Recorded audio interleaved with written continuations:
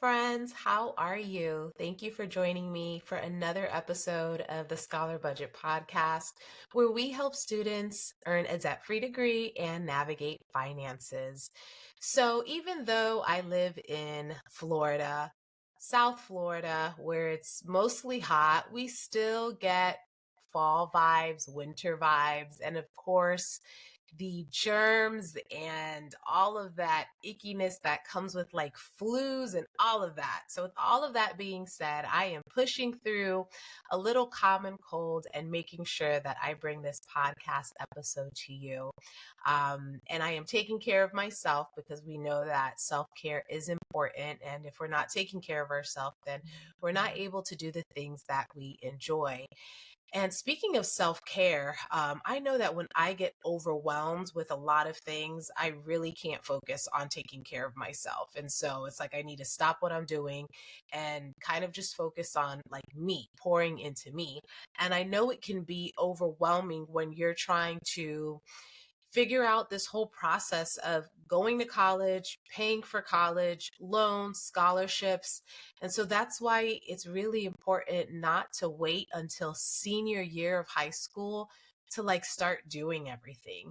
And I'm really excited that we're going to connect with Erin Maldonado because he's going to give us some things that we can start doing no matter if we're a high school student or if we are a young adult going back to college or you just started college. And again, it's so much information and it can be overwhelming. So Erin Maldonado has over 20 years of experience working in higher education in both community college and private university. He has been able to counsel families on how to navigate the financial aid process and advise them on how to pick colleges that work for them, right? Like the best fit college.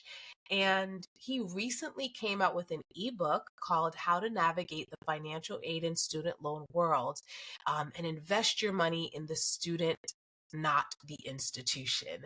And so with this ebook, it's going to be another resource that you can use to again help you navigate all of this stuff like financial aid, student loans. It's a lot, and you're not going to fully understand it all in one setting. So definitely check out what Erin has to say and take action. Always take action. You're listening to the Scholar Budget podcast, where we teach you how to earn a debt-free degree, grow your money, and claim every opportunity with your name on it. I'm your host, Raquel Bartoli. Let's jump right in.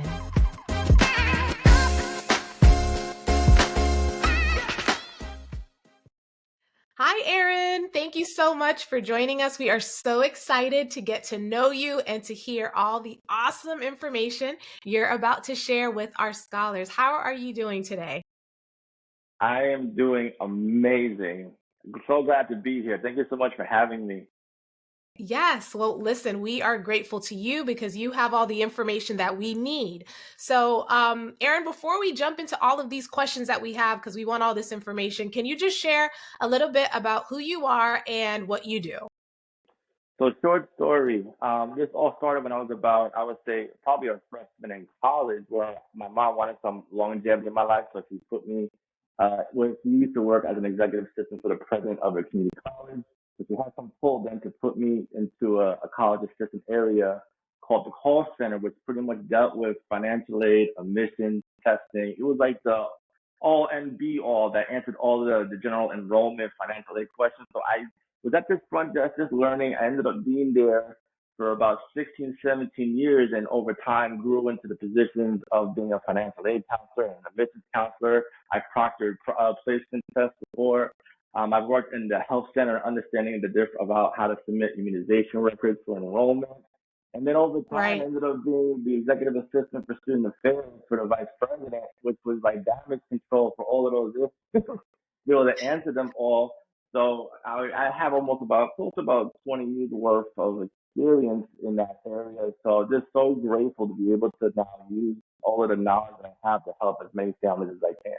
So it's truly it's a Wow, I privilege. feel I feel like we scored big then with having you here because you have knowledge from various departments and we get to hear all of that good stuff. So again, thank you so much for being with us.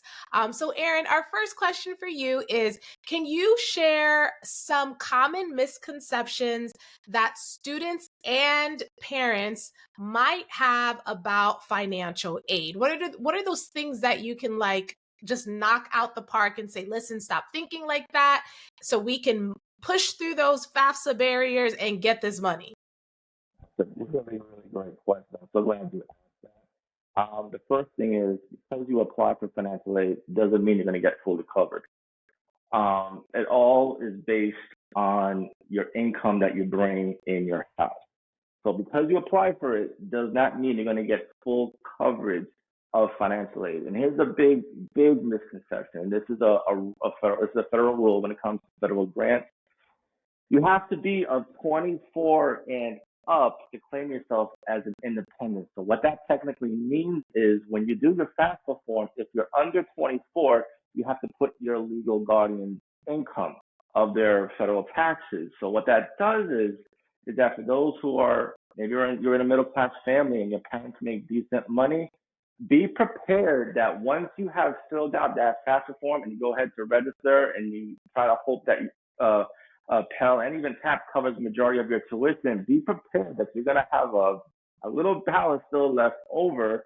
And that's where we get Right, the nice people of student loans knocking on the door saying, hey, I'm here to help you with the leftover right. balance. What can I do? And it's Oh, like, no, I don't want your help. yeah. Yeah, pretty much. So those are the misconceptions that unfortunately I think a lot of people thinking that because you apply, you think it's almost like you treat it almost like it's a full scholarship, and it's not. And I like that you touched on that because one of my goals is really to help students stack as many different options as possible when it comes to paying for school. And I'm really glad that you touched on that yes, you do need to complete your FAFSA, but don't put all your eggs in one basket because you might not get everything that you need. So thank you for pointing that out. And so Erin, what about those students? Because I know you said you have to be at least 24, right? To kind of do things on your own or be considered an adult. But what about those students who are truly like on their own? They're not in communication with their parents. Like, what do those students do? So majority of those students, and actually, when you really think about it, majority of those students probably they could be single parents. They have a really low income. There's a lot of factors that do play into that. So majority of those students will get some majority of the federal grant. But so they may get practically fully covered, but there's always that big if of uh, there's still maybe a balance that's still there and it's still kind of large that is still waiting for you. So I think the biggest thing from to take away from that question is don't fully depend on being fully covered by financial aid. Right. That makes sense. And so what do you think are the most important steps that students and parents should take when applying for financial aid? So the application doesn't open until December, right? For those parents and students listening right now, like how can they prepare themselves? Give us like, maybe like the top 3 things they can start doing and need to get done so that they don't put this on the back burner. So the first mindset it has to be is that this is an investment. So what that means is most likely there's going to be funds that are going to come out of your household to pay for this the institution. So the first thing is it has to be a mindset that this is an investment. Number two is that understanding how much income you actually bring in into the house. So there has to be a clarity and understanding of the income that we bring into the house. The third is pretty much uh, based on that income, looking at the institutions that you feel you can afford, look at the tuition rate to see how much it costs per credit. Once you get that ballpark figure and you match that up with how much income you bring, there's another resource that you may want to look up in Google to try to find a financial aid calculator where once you have an understanding of that income, you can input what you make in your income on that financial aid calculator, which can give you kind of a ballpark figure of what it could look like of how much financial aid will hit your tuition. And then once you've Okay. done that, The very last thing is then understanding, okay, the responsibility of what the possibilities could be left over. What can I do with that? Right. And so would you say that parents and students who get this done earlier, it's to their advantage to get their results earlier so that they can execute on additional things earlier? Would you agree with that? Absolutely. I mean, my mom always told me and always drilled this in me, the early bird gets the worm, okay? If Right. you do stuff way early in advance, you have a better leverage of navigating that whole process, and it would be a lot smoother, especially if you plan ahead. Right. And what, in your experience, because I know that you've been working with students for quite some time, like what are some of those things that make students and parents do their FAFSA late, like wait till the last minute? I mean, I know in my own experience, I graduated from high school in 2003. So when I was filling out my FAFSA, it was like paper, pencil, and it was frustrating and it was overwhelming. And literally, I waited till the last minute every year just because I was just so, like overwhelmed. And as a first gen student, no one was really helping me. I was navigating this all on my own. So, fast forward 20 years later, what do you think is now hindering parents and students from making this a top priority when this is one of the gateways to additional money? Fear. I would have to say it's between fear and being uneducated. When you don't know something, we procrastinate. And it's because of fear that allows us to really actually take those initiatives and take those steps and really take the steps of getting knowledge and information and all that is needed to complete these tasks in a timely manner. So a lot of it is Wow. fear of lack of understanding. Fear and lack of understanding. So we don't want the fear to stop us and we don't want the lack of understanding because there's resources out there, right? If a parent or student Yeah. is not sure, there are resources and you're one of those resources, right? So you'll tell us Yes. more about that, right? Yes. Okay. Awesome. Absolutely. Beautiful. So, what are the key factors students should consider when choosing an institution to avoid excessive debt, especially those students who have their hearts and their minds like set on a particular school? What are some things they should be thinking about to avoid that debt? I'll be honest, stop watching March Madness. That no, here's why I say that. It's because as a kid, when I was preparing to go to college, I loved watching March Madness and all the college basketball. And you see all the students, and they're all jumping up and Right. down. And in our mindset, there's like a mindset of thinking, oh, that's the college I want to go to. And I won't forget, son, I want to go to Duke. And my dad said, I ain't got Duke money. I can't spend. What do you mean, Duke? So there has to be a part between the parent really instilling, and maybe even an advisor and coming alongside the parents to really instill the reality of really working within your means. And at the same time, there Mm, also has to be some understanding and really take, especially parents have to really take a good look at the interest with their son or daughter, especially their grades. Their grades really reflect the type of institution. I want to give them the best, but what is the right institution that fits their interest, their work ethic, and have they earned the trust? When it comes to earning, because I've heard from a lot of parents that keep emphasizing that there's such a lack of interest in their studies. So it's happening very early. So because of that, that plays a very big role in choosing the right institution that works within your means, because you don't want to break the bank for right. a student that is not interested. Then that ends up being a waste of money and time. Yeah, because I know, like, as parents, we want the best for our kids, and sometimes we could be pushing them in a direction, and and we're getting resistance, but we're like, come on, you can do it." And yeah, that really sucks to put your kid in school, and then they're just not interested. This is just not the season. And I think parents should know, like, every student has a different path to success. And if they choose not to go to college now, it doesn't mean that it can't happen in the future, and vocational school is an option, the military is an option, and sometimes students just need to mature and kind of go through life before you throw them into a college and take on this debt. So there's several things to look at, according to you, right? I'll just even just say this. I just really dealt with a student who wanted to go back to school, but wanted to go to a vocational school. And we found out financial aid does actually cover for I'm sorry, not vocational, trade schools. A trade school, they actually do cover. So that's always an option. Right. And I've been speaking to a few scholarship organizations that do provide the scholarship to students who go to colleges and students who are also interested in vocational schools. So it's just a matter of knowing what's a good fit for you in this season of your life. And for students, the best way to kind of navigate that is to, communicate with your school counselor, talk to your parents. There's so many like career assessments and even volunteering and doing community service in the field that you think you might be interested in. So thanks for sharing that, Erin. And could you provide some like practical tips for students to minimize their reliance on student loans? Again, it's about working within your means. So there has to be a practicality between, like I said, the parent and even an advisor really instilling in this to get them to an understanding of reality and practicality and knowing and understanding your life and your life situation. So one of the ways to really do that is one, speaking with an advisor that I would even just say this, speak even because sometimes with a lot of advisors or even when you go to open houses, they're there to sell you something. So sometimes the best avenue is to find a resource that is outside and not connected that would actually, and they actually proven themselves to really have your best interest at heart to guide you. So, Okay. and that's where you also get the education of understanding what are you signing up for. Let's talk about the enrollment process. Let's talk about your grades, your interests, and tell me about your backstory. Tell me about also what do the finances look like.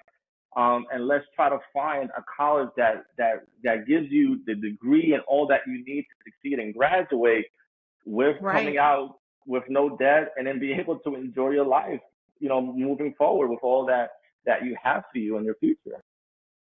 Right. And what is your take like on scholarships? Oh, honestly, I always say this way. Me and my wife talk about this all the time regarding our son. If he wants to go to a big college, then you better get a full scholarship because that's the only way you'll be able to go to a big university or a big college. You get a full time scholarship, or if you go to a different university and you get a large portion, a part scholarship, small portion of it, Right. then you will kind of be able to meet the bill. Or if you get a job working at a college, there are colleges that within the union do have grants that do offer free funds to pay for your college.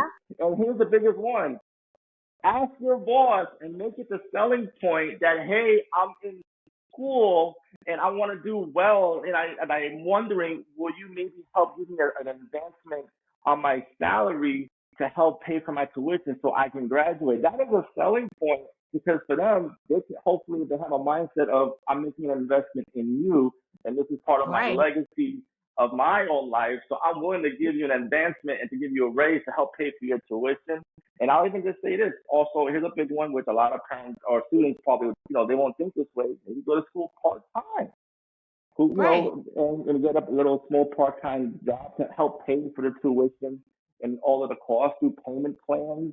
Also look at whatever grants that even some institutions do offer just for showing up or signing up. I mean, there's money out there. It's just a matter of really just doing a lot of research and doing your due diligence and just making the most of every opportunity that comes your way. Right. And it doesn't hurt, right? And I never really thought about that. Like actually asking your employer, hey, can you give me an advancement towards my education, right? It's going to keep me here working for you. It's going to help me develop. And it's a really good bang for your buck. Because I know businesses don't like high turnovers. They want to keep their employees, especially their good employees. So if you're a student, if you're a scholar, and you know you're a great employee, I don't think it hurts, especially if you know that your employer doesn't have a tuition assistance program. I think what Erin said is right. Like, shoot your shot and ask. The worst they can say is no, or even consider it for the next fiscal year or something like that. So that's a great nugget. Thank you for sharing that, Erin. Absolutely. Yeah, honestly, I mean, I said this, telling somebody this recently, sell it. It's almost like giving a presentation to them to actually sell them what's in it for their interest and how it will benefit the Right. office. And at the same time, it's also an investment on their end. So it works both ways in the presentation how you make it. Absolutely. That's a win win situation. I love it. And so, Erin, can you share some success stories or examples of students who followed your advice, who worked with you, who seeked all the knowledge that you have? and successfully like navigated the financial aid landscape without accumulating like a lot of debt? Any particular students just like stand out for you? Yeah, me. No. So I'll tell you. So I'll tell you because actually I think this story will probably would help because it's in both realms. Where I went to a private university, I took out a $25,000 loan, and then ended up in a humongous of course hole with all of the interest and principal on with that. Then over Wow. time, when I went back to school, I still had this loan, but I was able to use between side jobs, birthday money, Christmas money, and every type of funds to help really break down that loan. But then what I also did was I went back to school, but I went to a state college. And what I did was I got the raise from my boss, who I sold Okay. him on the aspect of giving me a raise to help pay for the tuition of where I was going. I got tuition assistance of, I think it was about $1,000 per semester from my job. And I put myself on a payment plan that me and my wife did agree that would help cover the cost, but I was only taking also two classes at a time because I knew that's Right. how much I can handle. And when it was all said and done, and yes, it did take me a little bit longer to graduate, but here's the good news. That same year on graduation, I paid off the student loan from my private college, while at the same time, I graduated with no debt from this college. Right.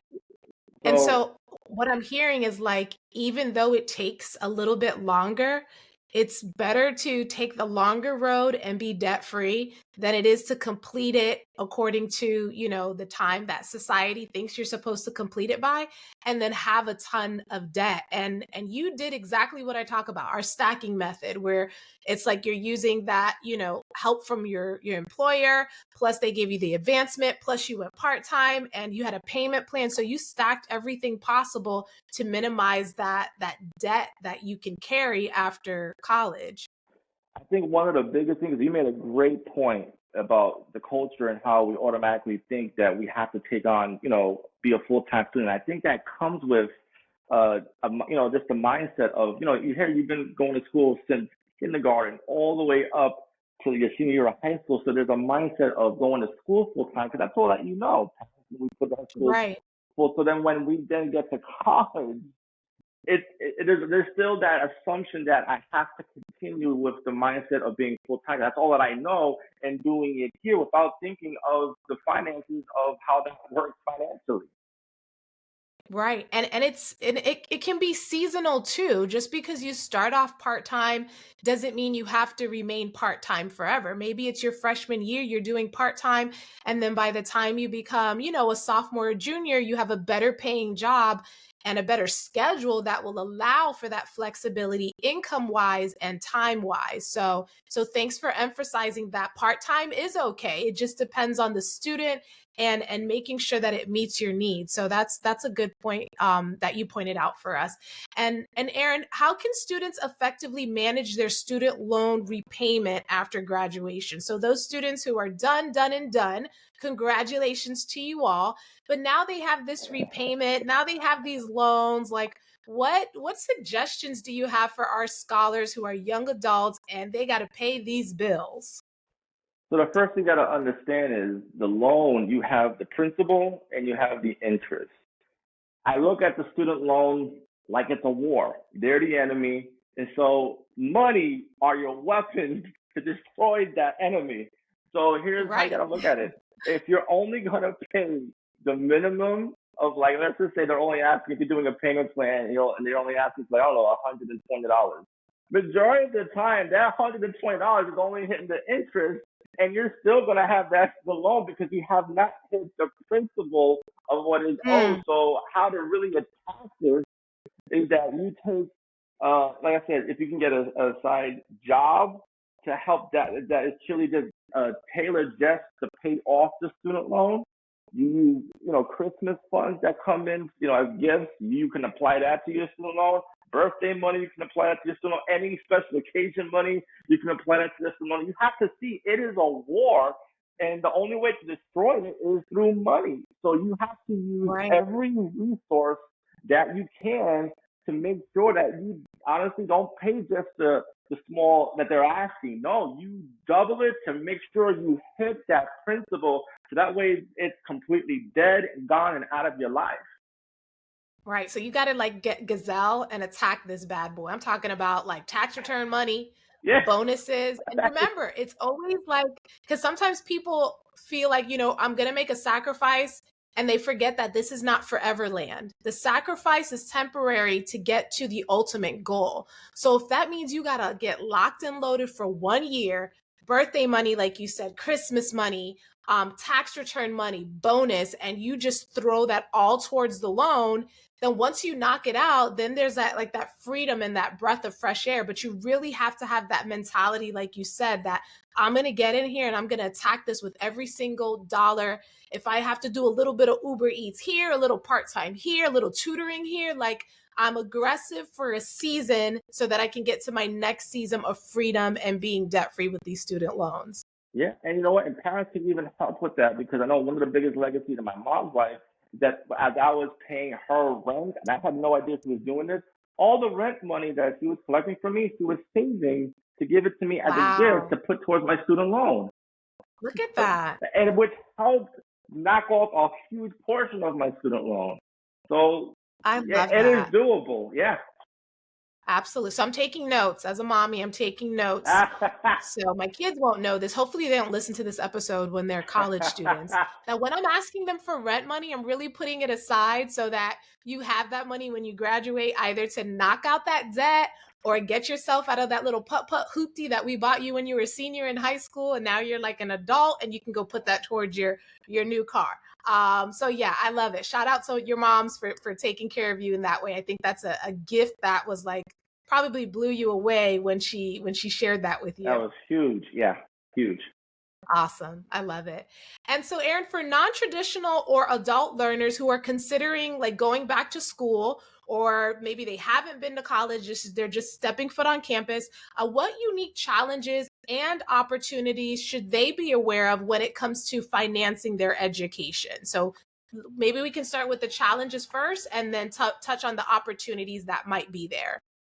Well, the challenge I think first is probably, if you're a little bit older going back to school, the energy level is definitely not the same as you were when you were younger, because it takes a lot Right? more energy to go to school, work, and take care of all the responsibilities in the home front. So that I would say that's probably one of the biggest challenges of trying to find a rhythm to now start going back to school. But here's again, break the mindset of having to have to go full time.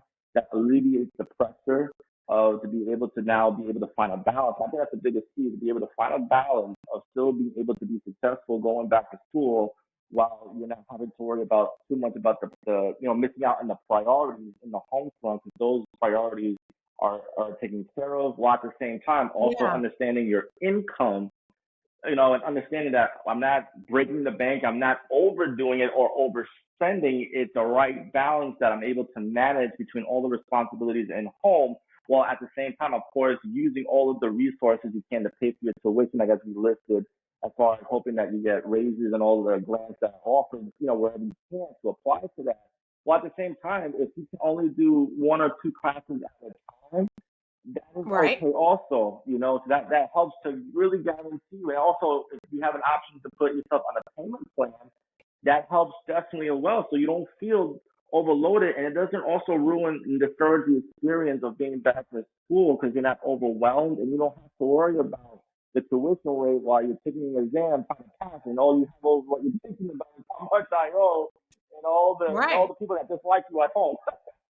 so, Exactly. I love that. so that alleviates all of that. Awesome. And what are some opportunities that students returning or first time in school, they're adults, they might not be aware of, like what can they look out for to find those extra nuggets of money? I'm kind of thinking, just kind of going back to what you said, tapping into your employer and seeing what they have to offer, right? So what else would you say in addition to that? I would say a lot of it is just planning financially. Put money away for it. Take portions of money that you can to invest in that and to put it on the side. Have it. You maybe even consider it even like an emergency type of fund. Our school fund. You can put that as a Yeah. school fund. Of course, again, looking into the resources within your job to see what's offered. Talking to your boss. Again, if your job, if there is flexibility between the home front and the job front, and you feel you're able to work 1 or 2 days to just even add some more funds that you can apply to that, you can go right ahead. Also, again, check with the school to see what opportunities that their funds are available that can be applied, or certain scholarships that they may have. The one thing I would just say is that, the money is out there. I don't care about what we're hearing about that, that money is, of course, the discouragement of all the economy and all this. No, there's money out there. You just have to just put in the legwork, and you will find it. Yeah, a saying that I believe in is that closed mouths don't get fed. So if So you good. knock on enough doors, call enough people, ask every semester, you're bound to find some kind of money to help you. And so, Erin, first I want to just thank you for the work that you're doing. I know so many students have crossed your path, and they are blessed and lucky to have connected with you, and that you help them during this process. Again, the FAFSA is not fun. At least it was not fun for me. And I know it's not fun for a lot of students and families, but I think you really shed some light on things that students and parents can start doing. And I want to get ready to close this out, but I want to talk about your book, How to Navigate the Financial Aid and Student Loan World. Oh my goodness. Like, what inspired you to write this book? I think because of the economic times we're living in, it's not like these are different times when it comes to the economy and how and the income that people are making, and people are really just struggling financially. And this, of course, also it's almost like knowing my own pain and learn all of these lessons. And of course, with all the experience, it would be so bad of me if I held back all of the information that I'm grateful that I do have to be able to help families. And so it's kind of like I'm like you're a student and I'm the student next to you. I want to be the one to tell you the answers to the test so that way you can Right. that makes sense. Absolutely. I love it. I love that outlook on it. But that's that's what I want to do. I want to give you all of the answers to the test. And so this book, I've literally unpacked it with every single detail that is involved with the whole financial aid process, and a lot of stuff that we talked about is also in the book. So this Right. book, I believe, is a guide that will help you just get through that whole process smoothly as Wonderful. possible. And we're going to share um, where students and parents can access this book. But any other details you want to share with our listeners, so that if they want to jump right now and get that book, where can they find it? Sure. You can go to Aaron Maldonado at gumroad.com.